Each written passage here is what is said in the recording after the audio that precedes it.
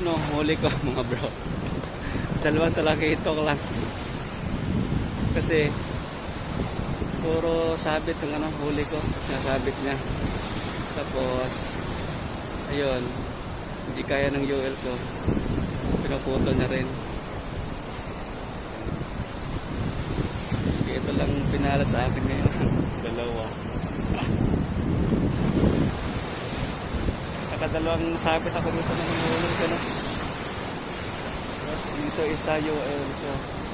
Hindi kaya. Malaki masyado. Dito rin ang isang UL ko. Hindi rin kinaya. Masyado rin malaki. Kaya napuputol. Kaya natin ito. Tapos hindi sira na. Nakakawali pa rin. Alright. God bless sa inyo lahat bro. Bye bye.